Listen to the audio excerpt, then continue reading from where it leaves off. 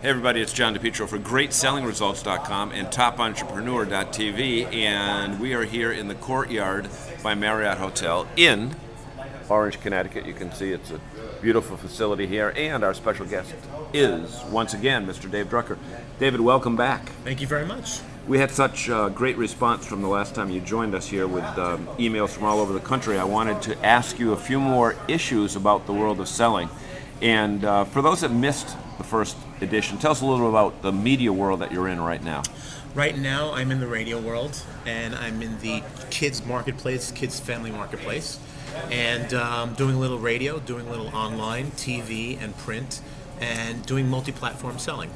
Now, multi-platform selling, define that, because it used to be that you sold newspaper, or you sold the Yellow Pages, or you sold TV. Now, with the new technology, it's a little bit different. It's a new world. I mean, clients want everything to be easy, and if they have something where they want to reach a marketplace, the company I work for brings all four platforms out to the market where they could just deal with one person covering everything. So this way their complete media plan can be covered, and they don't have to call four different companies and deal with four different personalities and have one piece not fit into the other.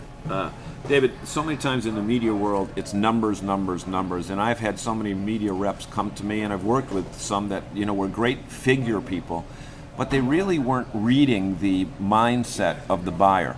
How important is that to figure out what type of personality the buyer is? Well, I mean, numbers are like opinions. Everybody's got them, so you're up against them. The thing about relationships and personalities is speaking people's language. And once you've established a relationship, you've established something that's very important, credibility. And people buy from people who have credibility with them. And it's a lot easier. And sometimes that makes all the difference in the world, no matter what the issue is, what the scenario is. That is probably the key to getting relationship selling successful. Okay, you use the R word. You said relationship. What do you mean by that? Well, I mean, being able to pick up the phone and have that VIP take your call, which is a challenge for all salespeople. We all know how hard it is to get people during the day. I've talked to millions of salespeople who have said, I can't get this person on the phone. That's because you haven't developed a relationship and you haven't gained any credibility. Now, getting people on the phone, time of day for trying to get to the top person, is it between 9 and 5? Absolutely not. Wait. Business hours are 9 to 5 days. That's right. That's not the way you do it. Okay, so it's not the way you do it. So you can get it done that way, but it's much easier because the gatekeepers work 9 to 5. Okay. The people that you want to talk to, the decision makers, are usually in earlier and are picking up the phone, so you don't have to go through the gatekeeper. And as soon as you get that person on the phone, you have a chance to have direct dialogue without trying to get yourself through this person who is basically hired to design to block people like us from talking to the most important people in their companies. Okay, so the early bird gets the worm kind of thing? Early bird gets the worm, absolutely. And how about the person who works after 5 at night? Because would you varies. agree with, let me just say one more thing.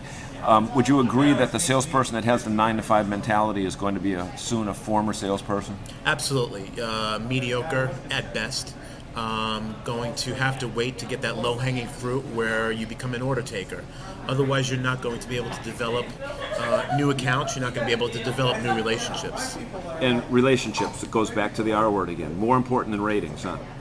Ratings don't matter if you have the right relationship and you have the right formula for success for the person that you're talking to. And figuring out what that person's successful measure is comes from a direct relationship where they have the trust to tell you what that is. So this way you can design a plan to meet that. And numbers are just, as I said, are like everybody has an opinion. Everybody has numbers. So you're playing in a field of 1,000 instead of taking this approach and playing in a field of maybe 1 or 2. Now, you've had a very successful career in a number of media outlets that are low demand. In other words, that don't have the Arbitron book or don't have the Nielsen book that they can just walk into the client and say, buy us because we're number one. What would you say your number one trait is that has made you rise above the crowd? It's researching the person that I'm talking to or trying to reach. Finding out about what their needs are. Before I even find out about the company. Finding out about what makes them sweat when in the middle of the night when they wake up. finding out what they're going through and what their needs are before I find out what the company needs are, before I find out what the industry needs are, and talking their language. I mean, if you talk to somebody who's an A-type and you take a million years to get your message through, you're lost maybe 5 seconds into the conversation, and then you've wasted a great meeting and a great opportunity. Okay, so you're talking to a brand new salesperson, just came out of college, doesn't have any bad habits yet. What's the top thing you're going to tell them? Well, the top thing I'm going to tell them is, obviously, as I said before, is listening. You have to listen and not just hear. You have to know what your client is saying and why they're saying it. And you have to know if they're saying it under a period of duress, or if they're saying it under a period of really focusing in on what the value is that they're looking for. You have to know when and where you're talking to a client, and it makes all the difference in the world. How important is persistence when you're selling? Say you're doing all the right things, but it's just not happening yet. Strategic persistence. Define that. You don't want to call somebody to the point where you're an annoyance, where it's like, oh, David Drucker's on the phone again, and it's like you become Tell them I'm not habit. here.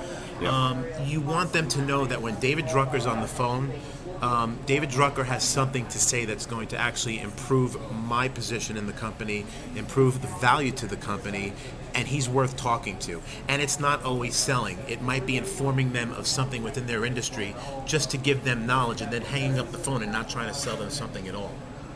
What would you say about salespeople who spend a lot of time calling on the wrong person who can't say yes or no? Well, you're running up a phone bill, first of all. There's many levels of an organization, and if you want to know what I'm talking about, look at the organization that you work for. There's many levels in our organization. There's many levels in the client organization. And the right people, you would not call for a new computer. You would not call the director of marketing if you wanted a new computer. You would call the director of IT. So if you're calling on the wrong person, obviously the results are not going to be there. What are the words that you would say to a person who is thinking of getting into sales but hasn't had the they haven't had the guts to leave a salary position to the strange and sometimes unpredictable life of a salesperson? You know, it's not easy. You live in a rejection business. What do you mean by that? Well, a baseball player is successful if he gets 3 out of 10 hits, 3 out of 3 hits and out of 10 at bats. If you can close one account out of every 10 calls or 10 meetings that you make, you're a superstar. So you have to be able to deal with that. A lot of people can't deal with rejection. Because they take it personally? A lot of people don't want to look for those bumps in the sale. They want to go home and sleep well at night. And for those people, I suggest that you find another line of work, because you have to be able to deal and identify and look at it as like, I want to know where I'm going to run into a problem, and then be able to solve that problem rather than go home and think you had a great meeting. Now, identify within your own company what the key success traits are of the people that are making it happen in sales. Well, they get to clients. In our business and media, we deal with agencies. The numbers are not there. Something's not there for the agent, but the results are there. If you're reaching a certain demographic and you're reaching it effectively, sometimes that might not reflect in the number because of a lot of reasons. Maybe you're not contracted with the right research organization. I mean, it could be a multitude of things. But if you're proving value to a client, the one who directly has effect on the bottom line, you are solving a problem, and once you solve that problem, nobody will be able to take you away, not even an agency. So selling really is solving the problems of the client, regardless of the product. Problems. It's all about solving problems and making sure that you're consulting a business and not selling them something that they might not need, that you might need, that they might not need. Acting as a trusted advisor versus a vendor. Would you agree with that? Absolutely. And one of the most important things about being a consultant and trusted advisor is learning to walk away when you know that something is not right for them. Even though you're going to make your bonus and you're going to make a lot of money on it, you walk away today, but you have a lifetime of clients with that, because you are gaining trust and credibility, which in this day and age is very hard, especially in the times we live in. People are starved for money, they're starved to make money, but it's the real pros that have the ability to do that really last in this business. I want to have you get into that a little bit more when we come back on our next time.